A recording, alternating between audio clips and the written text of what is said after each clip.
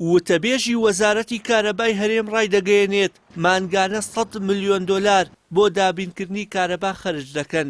بەڵام وەزارەتی دارایی بۆ ماوەی 4 ساڵە 1 دیناری ڕەوانەی وەزارەتەکەیان نەکردووە.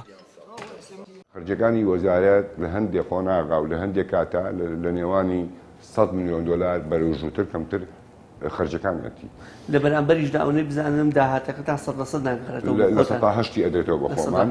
جگەلەوەش ئێمە لە یەشی 2021ەوە هیچ بڕەپارەیەکمان لە وەزارەتی داراییەوە بۆ سەر نەکراواتە 3 ساڵ و ئەمە ساڵی چوارەمە. پەیام بە دوواداچوون بۆ کەمی پێدانی کاتژمێرەکانی کارەبای نیشتیمانی لە هەرێمی کوردستان دەکات و وەڵامی پێویست و جددی لە وتەبێژی وەزارەتی ناوبراو وەردەگرێتەوە. ئومێد ئەحمەد وتەبێژی کارەبای هەرێم تایبەت بە پەیامی ڕاگەیاند وەزارەتەکەیان تەنیا دەتوانێت 7 کاتژمێر کارەبا بە هاوڵاتیانی هەرێمی کوردستان بدات. بەپێی وەختەکە ئەگۆڕێ بۆ نمونەی لەم دۆخی ئێستەرەکە جەناب تاقسە کەم کاتەکانی بوونی کارەبا لە سێباری لە نێوان 7 بۆ 8 کاتژمێرە زۆر کەم نییە.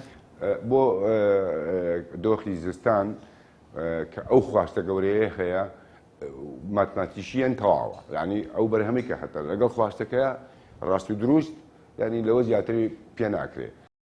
لەسەر پرسی فرۆشتنی نەوتی هەرێم بە ناوچەکانی ژێردەسەڵاتی حکومەتی ناوەندی ئومێد محەممەد وتی بابەتەکە کۆنە و بە ناچاری ڕێگەیان بەو کارە داوە. ئەم بابەتە بابەتێکی تازە نییە لە 2016 کە وەکو باسم کرد ئێمە 7000 بەرهەممان هەبوو وە سوتەمەنیمان نەبوو دەستمان کرد بەوەی کە چۆن چارەسەری ئەو ئیلتیزامە مالێ بکەین کە وەزارەت کارەبا بەرامبەر وەبەرهێنەکان هەیان بوو.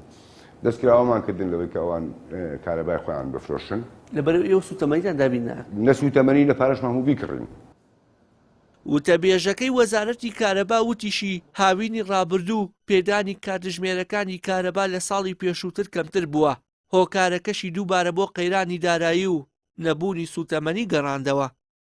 هاوینی ساڵی ڕابردوو ئێمە خۆمان لە وەزارەتی کارەبا ڕازی نەبوون لەبەرەوەی کە بەراورد بە هاوینی پێشووتر هاتە خوارەوە ئەویش لەبەرهەبوونی گرفتی دارایی و سوتەمەنی کە بوو ئێمە سوتەمەنیشی زیاترمان هەبێ بۆی بەرهەمێکی زیاتر بخینە ناو سیستمەکەەوە تاوەکو بتوانێت بارتەقای ئەو خواستە بێ کە لە هاوینە هەبوو جنابتان ئاگادار بن کە هاوینێکی سەخت بوو و بۆ وەزیرستانی ئەم ساڵیش ئێمەوە لەناو با بڵێن مانجیەشی ئەم ساڵا کە توانین بڵێن دەستپێشی شەپۆلی سەرمایە و لێرە بە دواییتر لەناو بەرزترین خواستی کارەبایە بەڕێ ئەەکەین کە ئومێد دەکەینەوەی کە پێمان ئەکرێت لە وەزارەتی کارەبا بتوانین لانی کەمی خزمەتگوزارەکان بگەین بە هاوبەشانی خۆمان.